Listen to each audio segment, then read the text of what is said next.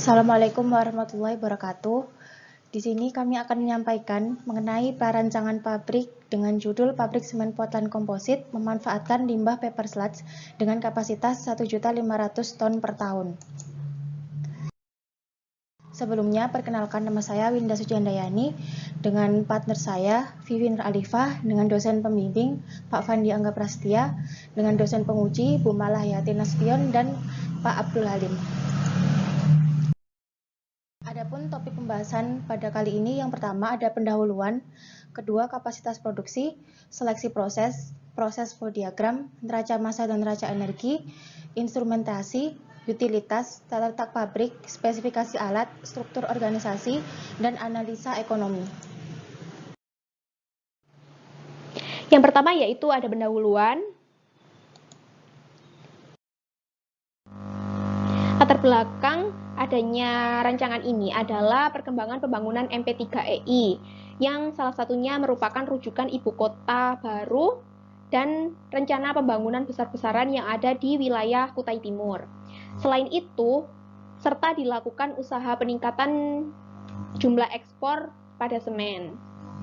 Selain itu, batu kapur yang semakin banyak penggunanya, maka bahan tambangnya pun semakin berkurang. Hal ini sesuai dengan Pusat Penelitian dan Pengembangan Teknologi Mineral tahun 2012 menyatakan bahwa data konsumsi pada tahun 2012 meningkat ke 2013.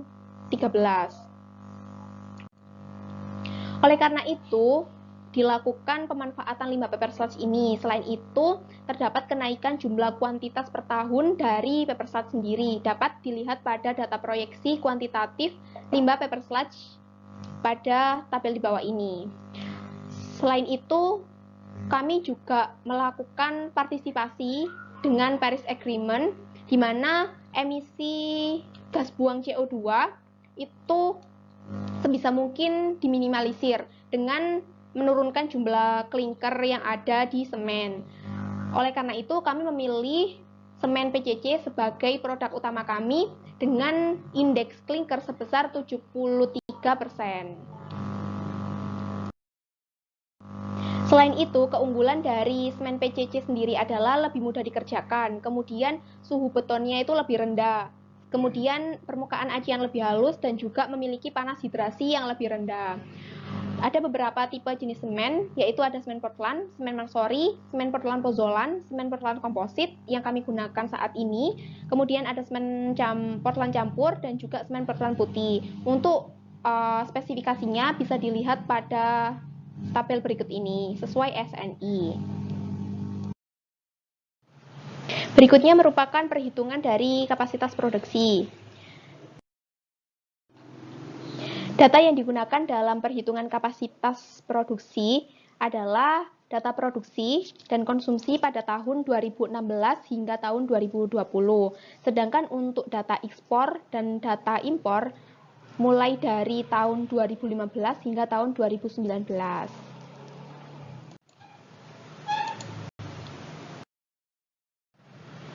Perhitungan kapasitas produksi ini menggunakan metode regresi linier. Nah, untuk hasil yang didapatkan pada tahun 2023, produksi didapatkan sebesar 115 juta ton per tahun, untuk konsumsinya sendiri 80 juta ton per tahun, untuk impornya sendiri 35 ribu ton per tahun, untuk ekspornya sendiri 46 juta ton per tahun.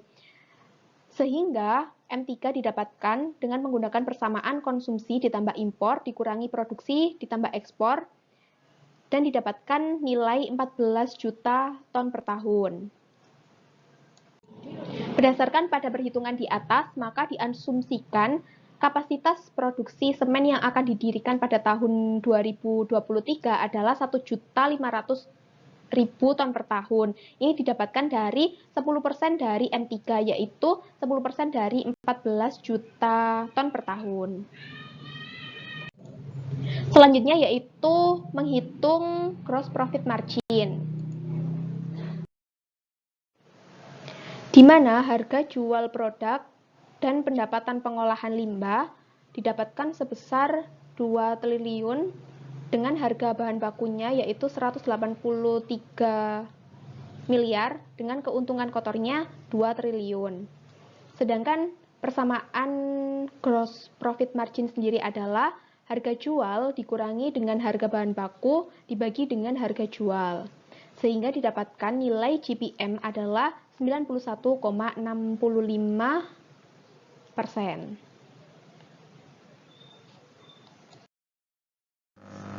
Selanjutnya yaitu seleksi proses. Di sini terdapat perbandingan komposisi kimia antara limestone dengan paper sludge. Data ini diperoleh dari data XRD dan raw milk design dari PT Semen Indonesia. Berdasarkan data tersebut, diketahui bahwasanya kandungan CaCO3 merupakan komposisi dengan kadar paling tinggi. Kemudian ini adalah perbandingan antara limbah paper sludge dengan bahan asli semen yang melalui proses perhitungan simulasi Bogie hingga diperoleh perbandingan 1:9. Dari perbandingan ini diperoleh hasil klinker yang telah sesuai dengan standar mutu semen.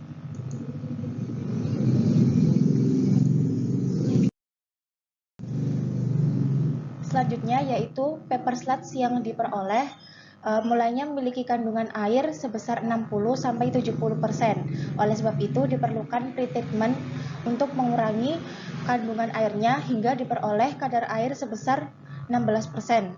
Kadar air 16% ini kemudian diasumsikan masuk ke dalam pabrik. Selanjutnya yaitu perbandingan proses pretreatment yang digunakan. Yang pertama ada dewatering dan yang kedua ada pembakaran. Di sini terdapat beberapa indikator yang menjadi acuan proses mana yang akan dipilih. Dari indikator-indikator ini diketahui bahwasanya proses pretreatment yang dipilih yaitu metode dewatering. Adapun salah satu indikatornya yaitu dengan menggunakan metode dewatering, suhu yang digunakan lebih rendah sehingga energi yang diperlukan lebih sedikit. Selanjutnya yaitu perbandingan kandungan paper sludge dengan kedua metode yaitu dewatering dan pembakaran. Dari hasil yang diperoleh diketahui bahwa kandungan CaO dengan metode dewatering lebih tinggi daripada metode pembakaran. Dari sini diketahui bahwasanya proses dewatering sudah memenuhi standar semen PCC sesuai dengan SNI.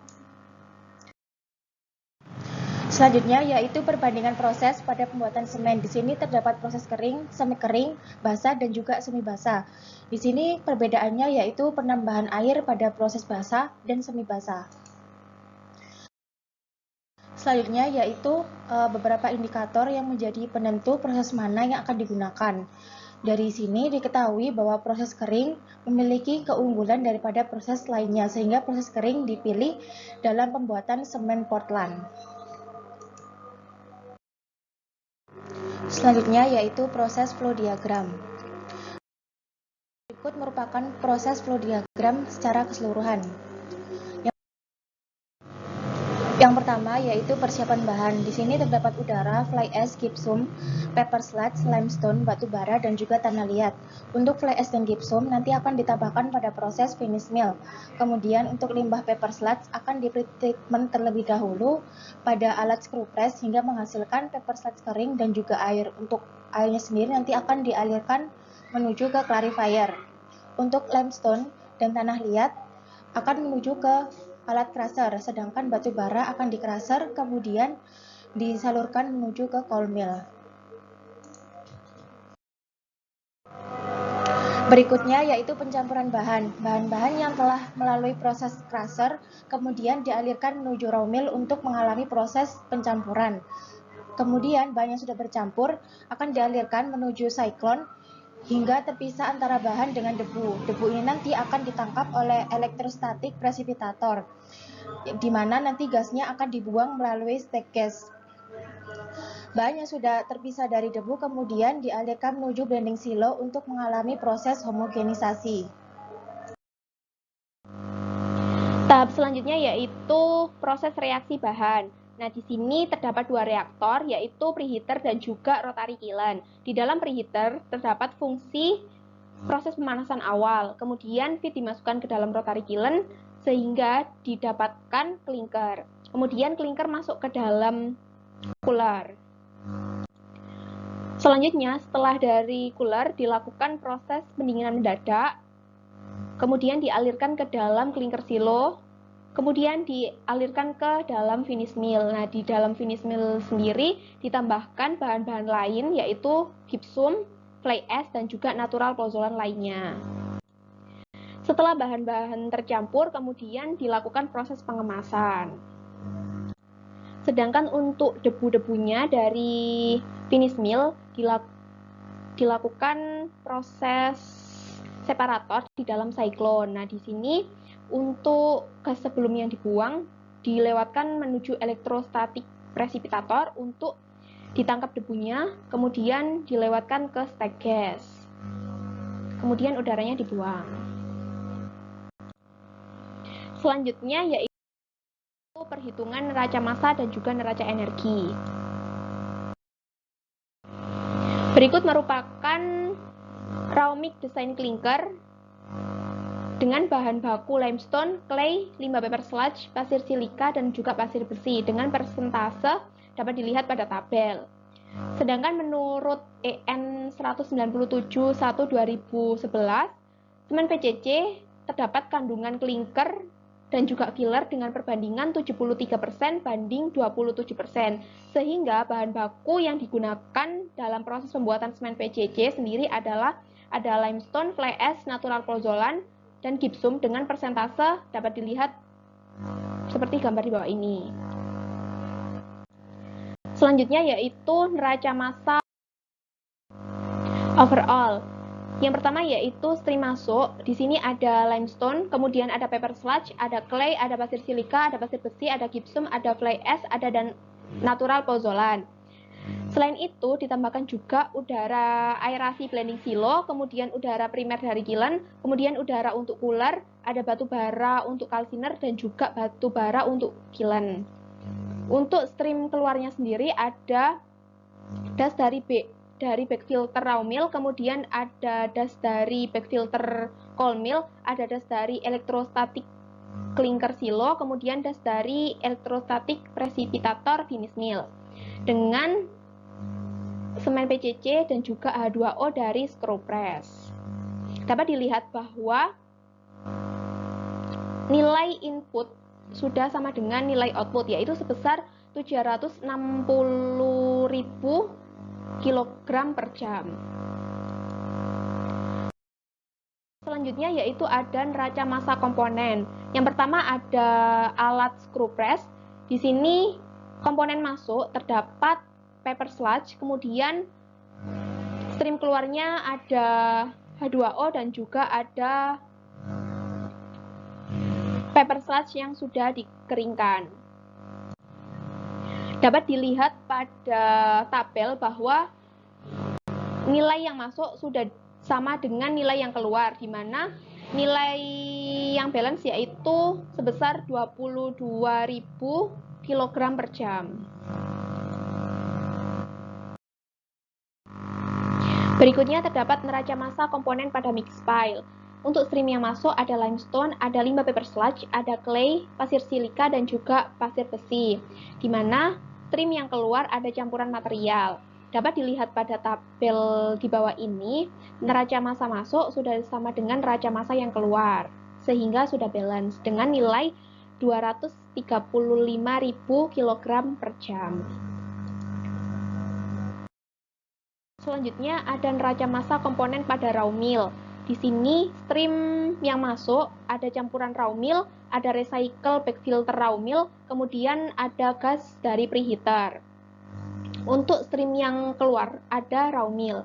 Dapat dilihat pada tabel di bawah ini bahwa neraca massa masuk sudah sama dengan neraca massa yang keluar dengan nilai 458.000 kg per jam. Berikutnya yaitu neraca massa komponen pada blending silo. Untuk inputannya sendiri berasal dari air sled, udara aerasi, dan juga back filter. Untuk outputannya sendiri ada yang menuju ke preheater dan menuju ke back filter. Di sini sesuai pada tabel yang tertera, untuk neraca massa masuk dan keluar sebesar 239.000. Dari sini diketahui bahwasanya neraca massa masuk sama dengan neraca massa keluar. Berikutnya yaitu neraca massa komponen pada bag filter. Di sini untuk inputannya sendiri berasal dari blending silo, sedangkan untuk outputannya menuju ke raw mill.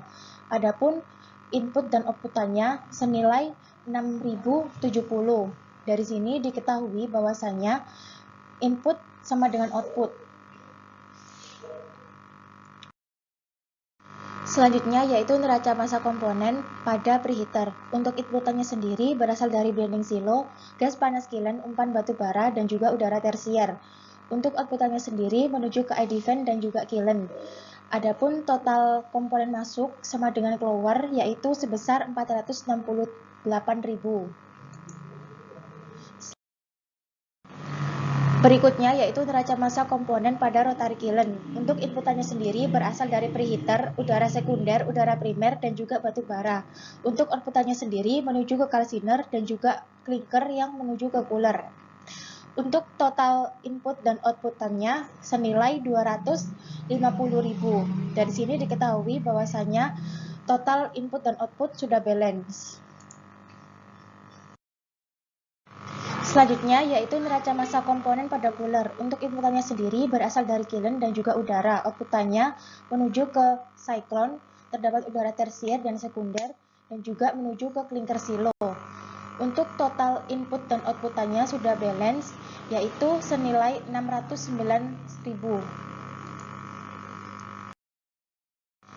Berikutnya yaitu neraca massa komponen pada clinker silo. Untuk inputannya sendiri berasal dari cyclone, elektrostatik precipitator, dan juga cooler. Untuk outputannya sendiri menuju ke belt conveyor. Total input sama dengan output yaitu senilai 152.000. Selanjutnya yaitu neraca massa komponen pada finish mill. Untuk inputannya sendiri berasal dari belt conveyor dan juga terdapat udara. Untuk outputannya menuju ke cyclone. Adapun total input dan outputannya sudah balance yaitu senilai 431.000. Berikutnya yaitu neraca energi. Di sini menggunakan 3 literatur yaitu Perry, Webbook, dan juga Smith. Yang pertama yaitu neraca energi pada multidisc screw press. Untuk inputannya sendiri terdapat stream 1, sedangkan untuk outputannya terdapat stream 2 dan 3. Adapun panas masuk sama dengan panas keluar yaitu sebesar 82.000 kJ. Berikutnya yaitu raw mill. Di sini terdapat stream masuk yaitu stream 9, 54, dan juga 16. Untuk outputannya sendiri terdapat stream 10. Adapun panas masuk sama dengan panas keluar yaitu sebesar 989.000 kJ. Selanjutnya yaitu blending silo. Di sini terdapat stream masuk yaitu 15, 53, dan 19. Untuk stream keluarnya sendiri terdapat stream 17 dan juga 16. Untuk panas masuk sama dengan panas keluar yaitu sebesar 233 juta kilojoule. Berikutnya yaitu neraca energi pada cold mill. Untuk inputannya sendiri terdapat stream 20 dan juga stream 21. Untuk outputannya sendiri terdapat stream 22 dan juga kilos. Dengan total panas masuk sama dengan panas keluar sebesar 154.000 kJ. Berikut merupakan neraca energi dari suspension preheater, di mana suhu masuk preheater di sini adalah 330 derajat Celcius dengan delta H masuknya sebesar 4.361.558 dengan delta H keluarnya 4.360.558 kJ. Hal ini dapat dikatakan sudah balance dengan kilosnya sebesar min 1 triliun kilojoule.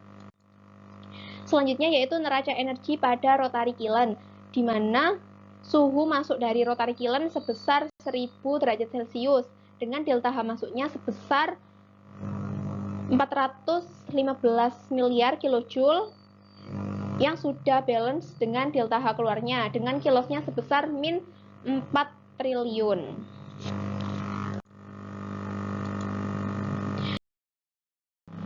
Kemudian selanjutnya ada neraca energi pada cooler, di mana stream masuknya ada udara, ada klinker dari kiln. Kemudian untuk stream yang keluar ada udara tersier, ke cyclone udara sekunder, kilos, dan juga ke roller crusher.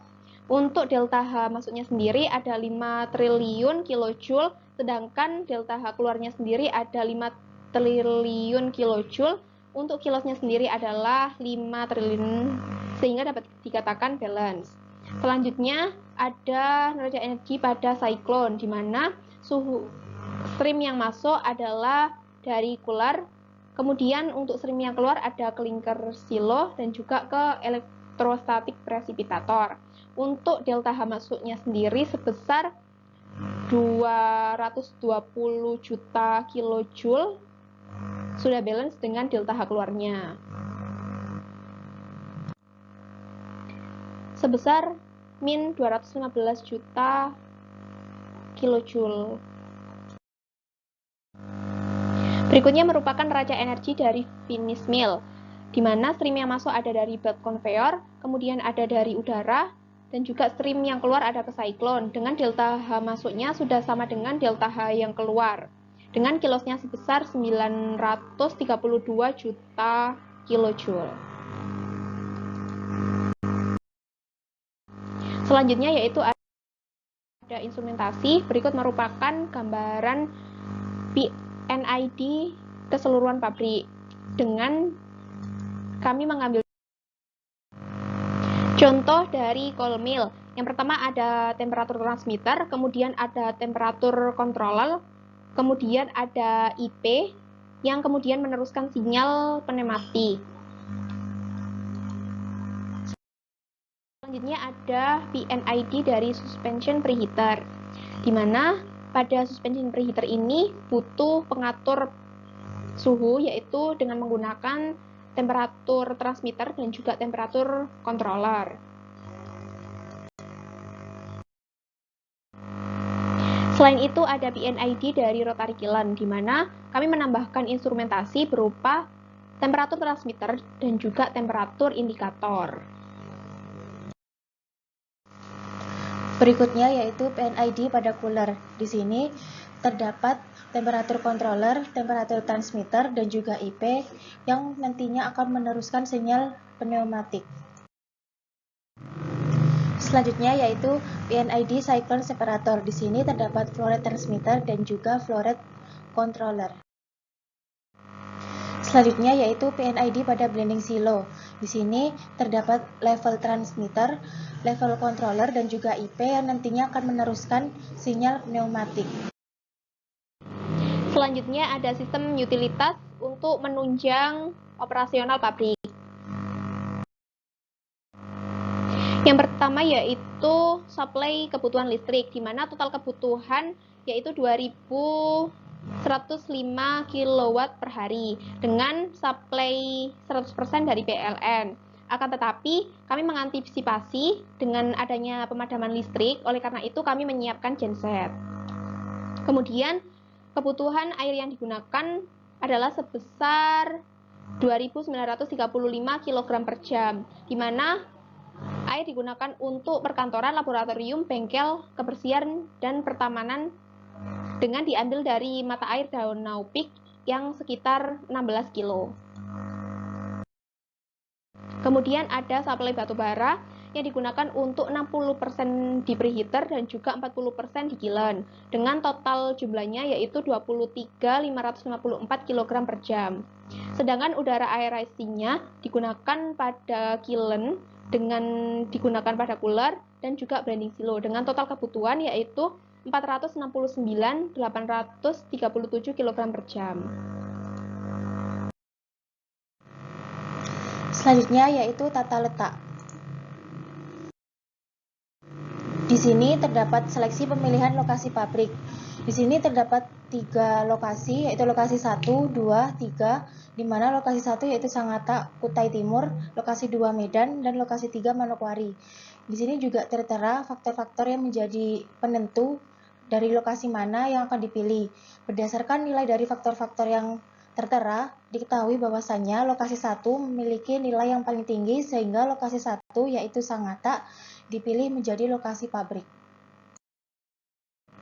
Berikutnya yaitu faktor penentu peletakan lokasi pabrik. Yang pertama yaitu ketersediaan bahan baku utama. Untuk batu gamping sendiri tersedia sebesar 54.900 juta ton, tanah liat 2.000 juta ton, dan pasir kuarsa 760 juta ton. Selanjutnya yaitu harga tanah untuk kebutuhan perluasan pabrik, peraturan daerah setempat, kultur budaya, iklim, jalur pendistribusian, serta dekat dengan sumber air. Untuk lokasi spesifikasi dari pemilihan lokasi, yaitu Desa Sekerat, Kecamatan Sangatta Utara, Kabupaten Kutai Timur, Provinsi Kalimantan Timur. Pada lokasi ini dekat dengan wilayah pesisir. Untuk sumber paper slide-nya sendiri berasal dari PT Kiani Kaltim. Untuk gipsumnya berasal dari pupuk Kaltim. Untuk PLTU-nya terdapat PLTU Tanjung Bara. Di sini juga terdapat Tanjung Bara Airport untuk transportasi udara. Daerah Sangatta dekat dengan penambangan batu bara yaitu PT Kaltim Primakol. Selain itu, persediaan batu gamping di Sangatta juga banyak. Berikut merupakan rencana tata ruang wilayah Kutai Timur tahun 2016. Untuk Kecamatan Sangatta ini bukan merupakan lahan hijau yang memang dimanfaatkan untuk hutan lindung. Kemudian Kecamatan Sangatta itu bukan merupakan daerah yang memiliki curah hujan yang tinggi. Nah, selain itu, Sangatta juga merupakan salah satu bagian di dalamnya yang dapat dimanfaatkan dan dieksplor lagi. Kemudian ada Kutai Timur merupakan salah satu objek pengembangan karena letaknya itu strategis dengan pesisir. Berikut merupakan layout dari pendirian pabrik, di mana angin bertiup dari timur ke barat.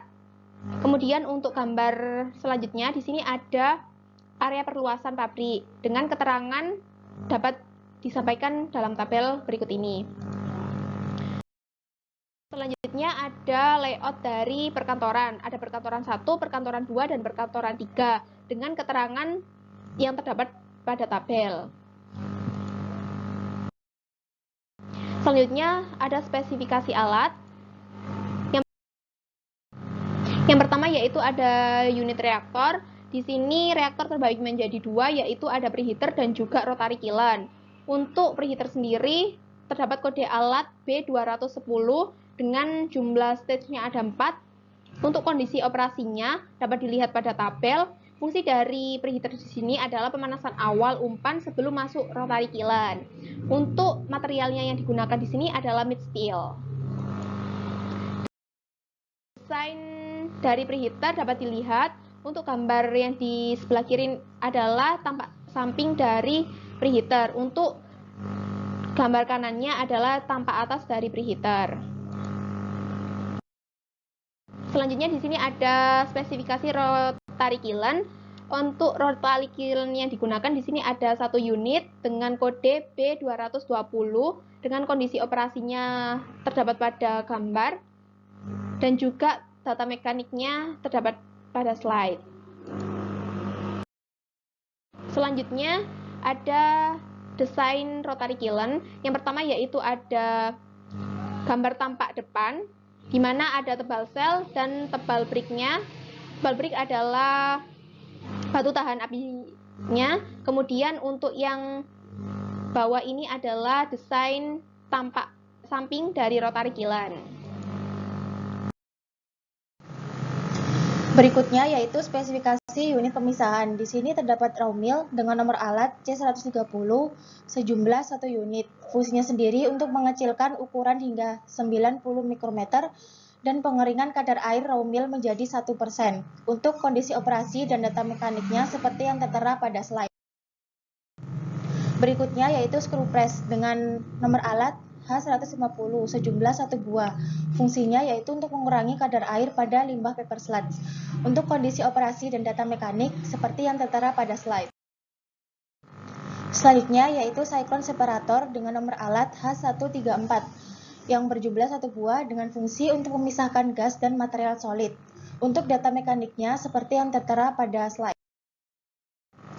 Berikutnya yaitu elektrostatik presipitator dengan nomor alat H136 yang berfungsi sebagai menangkap debu dengan efisiensi alat sebesar 95%. Untuk data mekaniknya sendiri tertera pada slide. Selanjutnya yaitu back filter dengan kode alat H142 yang berfungsi untuk menangkap debu dengan efisiensi sebesar 99,95%. Untuk data mekaniknya sendiri seperti yang tertera pada slide. Berikutnya merupakan unit pencampuran, ada blending silo dengan kode alat M110 sebagai tempat penampungan dan homogenisasi bahan baku. Untuk data mekaniknya dapat dilihat pada tabel berikut ini. Selanjutnya yaitu ada alat pengalian bahan, ada limestone hopper. Di sini terdapat kode F111 dengan fungsi tempat untuk masuknya limestone menuju limestone crusher dengan gambar dimensinya seperti gambar di bawah ini. Selanjutnya ada crusher dengan kode C120. Adapun jumlah crusher pada industri semen, di sini ada limestone crusher, clay crusher, clinker crusher, dan coal crusher. Di sini sebagai untuk menghancurkan clay. Dengan kondisi operasinya dapat dilihat pada tabel. Selanjutnya ada belt conveyor, di mana untuk mengangkut clay menuju bin. Berjumlah 1 buah dengan kode alat J122. Dengan kondisi operasi dapat dilihat pada tabel. Berikutnya yaitu fan. Di sini terdapat sebanyak 6 buah dan 1 cooler fan. Adapun nomor alatnya yaitu G145 yang berfungsi sebagai ventilasi udara. Untuk kondisi operasi dan data mekanik seperti yang tertera pada tabel di slide. Berikutnya yaitu blower. Di sini berjumlah 4 buah yang berkode alat G215. Di sini berfungsi untuk mengembuskan udara untuk conveying batu bara ke kalsiner. Untuk kondisi operasi dan data mekanik seperti yang tertera pada slide. Berikutnya yaitu stack gas, di mana terdapat 3 buah. Adapun salah satu contohnya yaitu dengan nomor alat X236 yang berfungsi sebagai membuang flue gas dari cooler setelah EP ke lingkungan. Untuk data mekaniknya sendiri seperti yang tertera pada slide. Berikutnya yaitu bin. Di sini terdapat 10 macam bin seperti yang tertera di slide. Adapun salah satu contohnya yaitu pasir silika bin dengan nomor alat F131 yang berfungsi untuk menyimpan pasir silika. Untuk kondisi operasi dan data mekaniknya seperti yang tertera pada tabel di slide. Berikutnya yaitu silo yang berfungsi untuk penampungan bahan. Di sini terdapat clinker silo dan juga semen silo. Sebagai contohnya yaitu clinker silo dengan nomor alat F310. Untuk kondisi operasi dan data mekaniknya seperti yang tertera pada slide. Berikut merupakan struktur organisasi, di mana struktur organisasi bentuk perusahaannya adalah perseroan terbatas atau PT. Untuk strukturnya dapat dilihat pada slide. Berikutnya merupakan tenaga kerja yang berjumlah 369 orang dengan gaji total per bulan yaitu 2 miliar, dengan gaji total per tahun adalah 27 triliun. Pekerja non-shift mulai hari Senin sampai Jumat dan juga libur Sabtu Minggu. Kemudian untuk pekerja shift terdapat 4 kode shift dengan shiftnya dapat dilihat pada tabel. Berikut merupakan penjadwalan tenaga kerja, di mana terdapat 4 tim dengan hari yang tertera pada tabel. Untuk hijau adalah pagi, merah libur, malam berwarna biru, dan juga siang berwarna krem. Berikutnya yaitu analisis ekonomi. Untuk inflasi sebesar 1,33%, untuk investasi sebesar 2,6 triliun dengan modal 70% dari modal sendiri dan 30% modal pinjaman. Untuk pinjaman sebesar 1,1 triliun. Untuk penjualan sebesar 1,9 triliun, untuk lahan seharga 210 miliar dengan depresiasi sebesar 335 miliar. Selanjutnya yaitu TCI sebesar 3,7 triliun, WCI sebesar 372 miliar, FCI sebesar 3,3 triliun, TPC sebesar 1,1 triliun dengan payout time selama 3,1 tahun dan juga BEP sebesar 40,6%. Berikut adalah grafik dari BEP di mana di sini didapatkan BEP sebesar 40,6%. Berikutnya yaitu nilai ROI atau Rate of Investment sebelum pajak sebesar 31,85%, sesudah pajak sebesar 22,29%. Berikutnya yaitu grafik kumulatif Net Present Value. Di sini setiap tahunnya mengalami peningkatan di mana pada tahun ke-30 mengalami penurunan. Berikut merupakan kesimpulan. Yang pertama yaitu semen PCC yang memanfaatkan limbah paper sludge, kemudian proses yang digunakan adalah proses kering dengan pendirian pada tahun 2023 di Kabupaten Kutai Timur, Kalimantan Timur dengan kapasitas produksi 1.500.000 ton per tahun dengan operasi 24 jam per hari selama 330 hari. Didapatkan harga bahan baku dan keuntungan masing-masing sebesar 183 miliar dan juga 2 triliun. Kemudian harga semen PCC limbah paper sludge sendiri adalah 1 triliun. Kemudian pendapatan pengolahan limbah sebesar 277 miliar dengan gross benefit atau cost 104,89%. Selanjutnya didapatkan BEP sebesar 40,60%, ROI setelah pajak adalah 22,34%, IRR sebesar 24,2%, ROI sebelum pajak yaitu 23,65% dengan POT selama 3 tahun. Sehingga dapat disimpulkan bahwa pabrik layak didirikan. Selanjutnya yaitu literatur yang kami gunakan dapat dilihat pada slide. Berikut dari kami, kurang lebihnya kami mohon maaf. Wassalamualaikum warahmatullahi wabarakatuh.